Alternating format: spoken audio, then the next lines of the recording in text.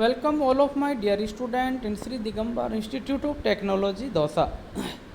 Dear students, as you know, this is our 26th video lecture on justice and its fulfillment. Justice and its fulfillments. Understanding the values in human relationship, justice, न्याय. इसको हम यहाँ पर समझते हैं कि justice means न्याय. ये कैसे परिभाषित किया गया है इसमें. Justice is the recognition of feeling in relationship. ये किसके माध्यम से पहचाना जाता है? हमारे एहसास के द्वारा, विचारों के द्वारा पहचाना जाता है. There fulfilment, right evaluation and leading to mutual happiness, तृप्ति है. सही मूल्यांकन के माध्यम से जब हम इंसान पहचान लेते हैं अपनी कमियों को, कौन सी चीज़ों की हमारे पास में कमियां हैं, कौन से विचार हमारे हैं, अच्छे हैं, बुरे हैं, तो राइट अंडरस्टैंडिंग के द्वारा हमारे दूसरे लोगों के बीच में एक आपसी सहयोग, विश्वास, आपसी प्रेम की स्थिति पनपती है, जिससे समाज के लोगों के अंदर तृप्ति की भावना जागृत होती है. वे एक दूसरे के काम में सहायक होते हैं. Justice starts from family. When has understanding of justice in the family. ये कहाँ से शुरू होता है? परिवार से शुरू होता है. और परिवार में रह कर के हर एक इंसान का कर्तव्य होता है कि वे अपने जिम्मेदारियों को समझे. परिवार में उसकी क्या जिम्मेदारियाँ, वहीं से वो जस्टिस मतलब न्याय के बारे में सीखता है. The person will be able to provide justice in all interconnections with the people and the world. वो व्यक्ति परिवार में रह कर के अपने सभी सदस्यों के बीच में एक न्याय की भूमिका निभाता है, और वो हर तरह के लोगों के बीच में इंटरैक्शंस, एक पारस्परिक तालमेल की स्थिति बना के रखता है. तो बाहरी दुनिया के अंदर भी उसके ऐसे ही व्यवहार होते हैं और वहाँ पर वो रिगार्डेड होता है. तो बहुत ज़रूरी है कि हम पहले इसका अभ्यास जो है, परिवार हमारा एक प्रथम पाठशाला होती है, वहाँ सीख ले, वहाँ निर्वाह कर ले, क्योंकि आगे जा कर के समाज के लोगों से हमें रूबरू होना आता है. There is mutual evolution in close relationship. ये जो जस्टिस है, ये न्याय है, वो एक प्रकार से हमारा पारस्परिक मूल्यांकन के बारे में भी सिखाता है. इन क्लोज रिलेशनशिप, क्लोज रिलेशनशिप हमारे हमारे संबंध एक दूसरे के प्रति कितने गहरे हैं. Leading to mutual happiness. जब हमें इस बात का एहसास होता है तो यही स्थिति हमें पारस्परिक प्रसन्नता की तरफ ले जाती है. Which gives A confidence. जहाँ से हमारे अंदर क्या पैदा होता है? विश्वास. That one can live in the right way with other human beings. और ऐसी स्थिति में हर एक कोई व्यक्ति हर एक के साथ में सही सोच विचारों के साथ जीवन व्यापन करता है. चलो देखते हैं फिर. तो वेरीफाई, इस तरह से हमारा ट्रस्ट जो है, trust differentiating between intention and competence. इसमें इतना ज़्यादा डिफरेंशियल क्यों होगा? क्योंकि व्यक्ति के जो रिलेशंस है, वो रिलेशन उसको प्रभावित करते हैं. जिस तरह के आपकी बॉन्डिंग है एक दूसरे के बीच में, उतना ही आपका ट्रस्ट भी वहाँ पर एवेल्यूट होता है. One should be able to differentiate between intention and competence. Intention of one is always to make other happy, thus the intention of other is also to make happy. Mostly people's competence is lacking which has to be improved. मतलब tit for tat, जैसे को तैसा। अगर आप किसी के साथ में अच्छा बिहेव कर रहे हैं, श्रद्धापूर्वक उसके साथ में पेश आ रहे हैं, तो सामने वाला भी आपकी इज्जत करेगा और वहीं से आपकी कंपिटेंस का मतलब हो गया पूर्ति हो गई, उसकी पूरक अनुपूरक हो गई। आपने जैसा बिहेव किया सामने वाला ने भी आपके साथ में वैसा ही बिहेव किया। आप किसी के प्रति अफेक्शनेट के द्वारा डील करते हैं तो सामने वाला भी आपके साथ वैसा ही बिहेव करेगा। तो वेरीफाई द फॉलोइंग, पहले तो खुद अपने आप को देखें, जांचें कि कहाँ तक सटीक है। I want to make myself happy, I want to make the other happy, the other want to make himself happy, herself happy, the other wants to make me. हो गया वहीं पर कि जैसा मैं चाहता हूँ सामने वाला भी वैसा ही मेरे बारे में सोचेगा। मैं अपने बारे में सोचता हूँ तो सामने वाला भी खुद अपने बारे में सोचेगा। तो ये नेचुरल एक्सेप्टेंस है, वहाँ पर हम चेंज नहीं कर सकते, वो चीज़ें अपने आप में यथार्थ है। आगे देखते हैं कि किस तरह से ये I am able to make happy और ये सामने वाला भी व्यक्ति होता है या नहीं होता है, वो देखते हैं इसके अंदर।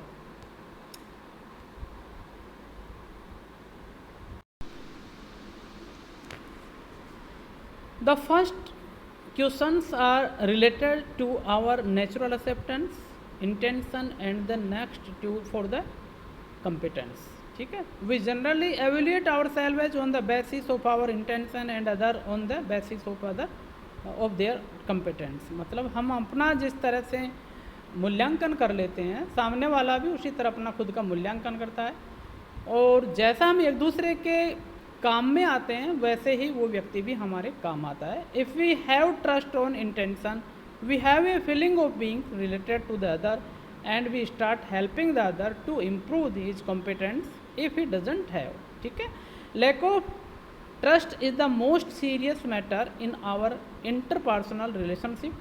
The feeling of trust in relationship can be ensured for everyone with right understanding of intention. This is the foundation of relationship.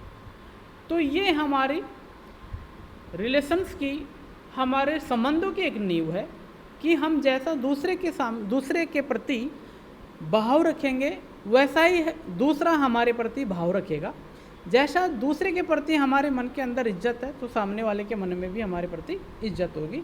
A relationship without trust results in opposition and the relationship gets second up. मतलब अगर दूसरे के प्रति हमारे संबंध नहीं है तो वहाँ पर हमारे संबंधों के अंदर विश्वास पैदा नहीं होगा और जहाँ विश्वास नहीं है तो संबंध का नाम ही नहीं होगा। Respect is right evaluations need of I is that I should be evaluate as I am, I should evaluate others as they are. If don't do this it is disrespect. Evaluate, यदि मैं अपने बारे में मेरा खुद का मूल्यांकन करने में सक्षम हूँ तो डेफिनेटली मेरे अंदर वो एबिलिटी क्रिएट हो जाती है कि मैं सामने वाले का भी मूल्यांकन कर लूँगा। अब मेरे ऊपर डिपेंड करेगा कि मेरी राइट अंडरस्टैंडिंग के द्वारा मैंने उसके बारे में कुछ मूल्यांकन सही किया या गलत किया। जैसा मैंने किया वैसे सामने वाला मेरा करेगा। और यही गलतफहमी का शिकार होता है कि व्यक्ति चाहता है दूसरे के प्रति तो भावनाएं अलग रखेगा और उससे चाहता है कि मेरा ये सम्मान करे। ये कभी नहीं होता। ये नेचुरल लॉ यहाँ पे काम करता है। आप सामने वाले को इज्जत देंगे, सामने वाला आपको इज्जत देगा।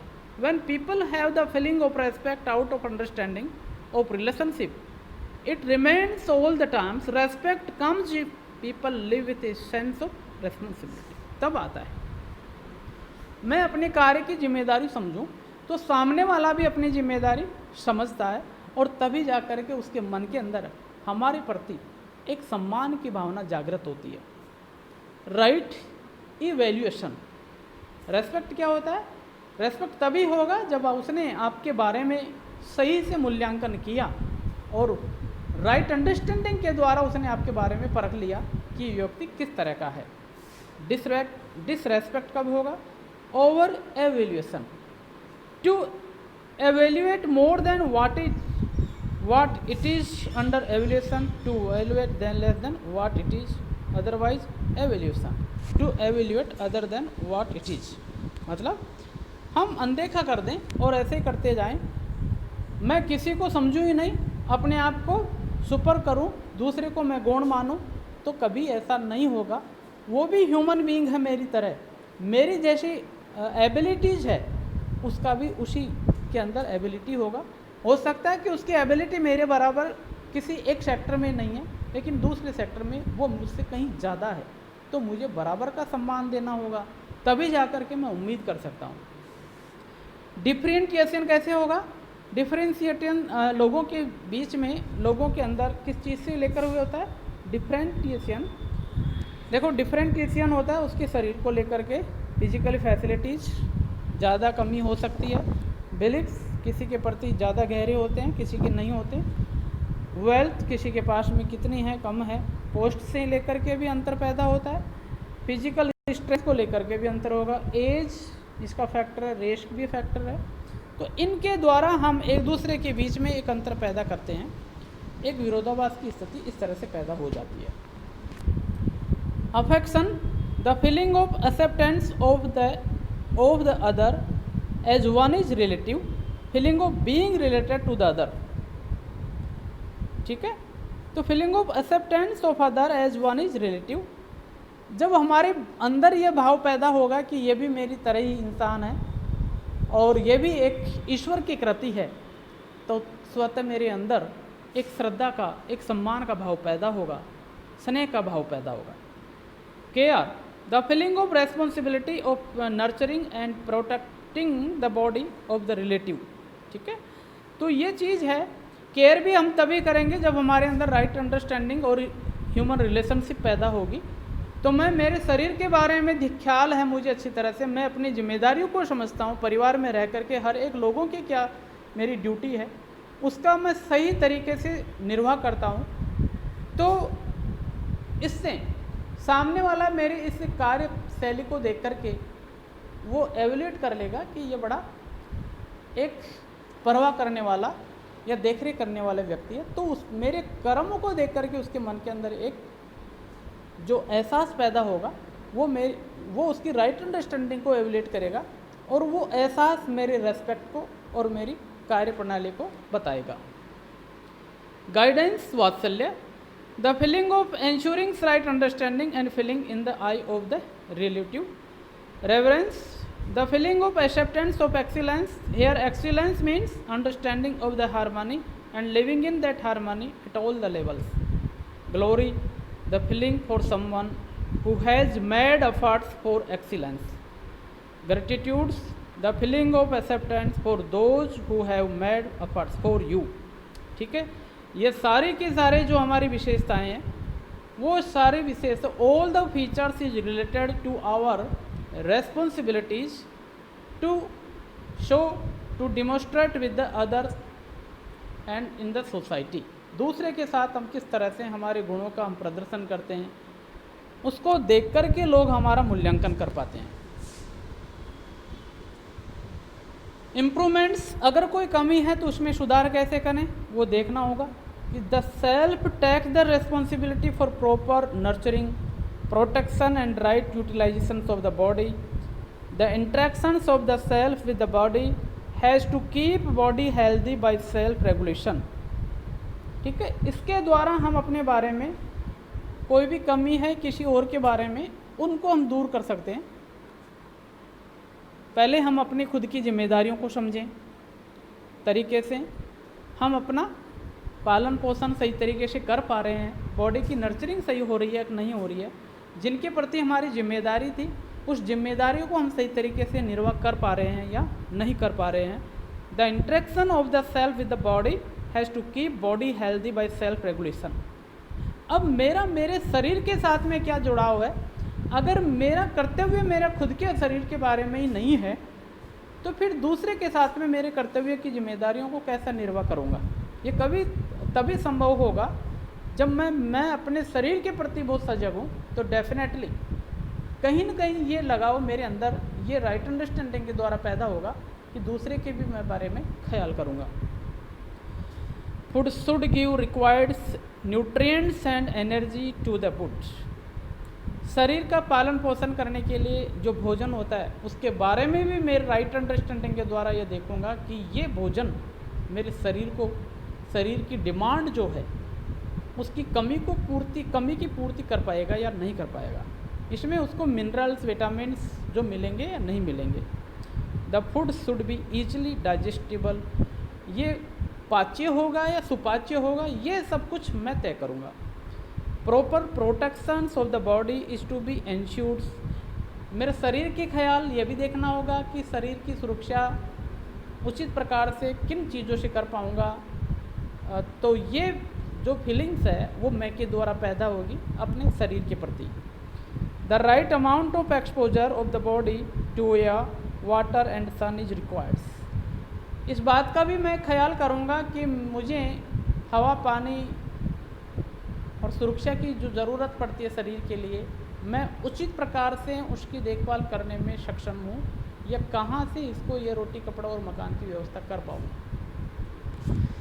तो one has to ensure the body is used for right behaviours and work. तो लोग अपने सही सोच विचार और व्यवहार के द्वारा कर्म के द्वारा अपने शरीर की सुरक्षा करता है और इस तरह से शरीर और मैं के बीच में एक समरसता का भाव पैदा होता है। Activities in self and body, अब कौन सी ऐसी गतिविधियां हैं जो कि मैं और शरीर दोनों को जोड़ के रखती है। जैसे कि सपोज आप कक्षा के अंदर क्लास के अंदर लेक्चर या स्टडी हो रही है, आप सुन रहे हैं लेकिन आपका ध्यान कहीं और है ना, डिस्ट्रैक्टेड है। आप मौजूद हैं लेकिन मैं मतलब ध्यान नहीं आपका। There are some activities in which both self and body are involved, कुछ ऐसे और भी हैं जहाँ पर शरीर, यहाँ पर दोनों का है, बॉडी का और मैं का। बॉडी तो आपकी प्रेजेंट है वहाँ पर लेकिन मैं नहीं है। अब यहाँ पर एक कार्य ऐसा कि वहाँ दोनों की उपस्थिति अनिवार्य होती है। Self first decides which food to eat then make the choice to take the food inside the body. यहाँ पर मैं और शरीर दोनों उपस्थित हैं। सेल्फ मतलब आई, ये निर्णय करता है कि मुझे किस तरह का भोजन लेना है और आप भोजन लेते हैं, उसको चबाने का पचाने का काम आपका शरीर करता है। ठीक है। The decision and choice are made by self and carried out via the body. निर्णय तो आपके मैंने लिया, उस निर्णय की गतिविधि में रूपांतरित करने का कार्य आपके शरीर ने किया। तो यहाँ पर ये दोनों की उपस्थिति है। Trust on intention having no doubt, तो इस तरह से having no doubt on intention, trust is to be able to see that everyone wants to understand, सभी सही समझना चाहते हैं, सभी सही जीना चाहते हैं, सभी सही समझ सकते हैं। ये इस तरह के विचार हर लोगों में हो, सभी को लेकर के एक ग्लोबल व्यूज उसके मन में होता है, तब जाकर के कहीं हमारे अंदर वो चीज़ पैदा होती है, वो चीज़ की भावनाएं क्रिएट होती है। To have no doubt on intention, to have the clarity that the other wants to be happy and to make me happy. किसी के बारे में कोई किसी तरह की गलत नहीं सोचे, बल्कि ये विचारों में होना चाहिए कि मैं जैसे खुश रहना चाहता हूँ तो उसमें सभी का सहयोग है। सभी लोग किसी को परेशान नहीं करना चाहते, सभी चाहते हैं कि सभी खुश रहें। तो ऐसी मैं की बात होनी चाहिए। Self as conscious entity and body as material entity, ये सही बात है, ये पहले भी हमने इसका डिस्कस कर लिया। जो मैं होता है वो तो हमारा चैतन्य संधि के अंदर होता है, जबकि शरीर एक भौतिक इसके अंदर होता है। तो जब मैं मटेरियल से कनेक्टेड नहीं है तो इसको मटेरियल चीज़ों की ज़रूरत नहीं होती। मतलब जो चीज़ें मैं छू सकता हूँ वो मैं के लिए नहीं, जिन चीज़ों को मैं हाथ लगा सकता हूँ वो बॉडी के लिए है। तो फिर यहाँ पर इस चीज़ को हम इतने आसानी से शब्दों में समझ सकते हैं, तो इसके बारे में हमारे रिलेशनशिप भी क्लियर होने चाहिए। मैं को हम कनेक्टेड कर देते हैं वेल्थ के साथ में। क्यों? वेल्थ को मैं छू सकता हूँ, जो मैं के साथ टच है ही नहीं, क्योंकि मैं के साथ में वो चीज़ें टच होगी जिसको मैं देख नहीं सकता, छू नहीं सकता। जैसे रेस्पेक्ट है, हाँ, हारमोनी है और ऑनेस्टी है, ये मेरे मैं के लिए हैं। लेकिन शरीर के लिए पैसा मैं छू सकता हूँ, ये शरीर का है, पर बॉडी के लिए लिमिटेड चीज़ होती है। पर यहाँ पर मैं खुद को जस्टिफाई कर ही नहीं पाया कि मैं के लिए जो चीज़ें होती हैं वो अनलिमिटेड होती है, और वो चीज़ें होती हैं जिसको मैं छू नहीं सकता, और मैं उसको कनेक्टेड कर देता हूँ किससे? मनी से, फिजिकल फैसिलिटीज से। तो वहाँ पर इंसान कभी भी अपने आप को प्लीजेंट फील नहीं करता। ट्रस्ट, विश्वास, ये हमारा हो गया। सेल्फ कंपोनेंट, ये है ना, components of self concept. Self identity, a sense of personal identity is what sets one person apart as a unique individual.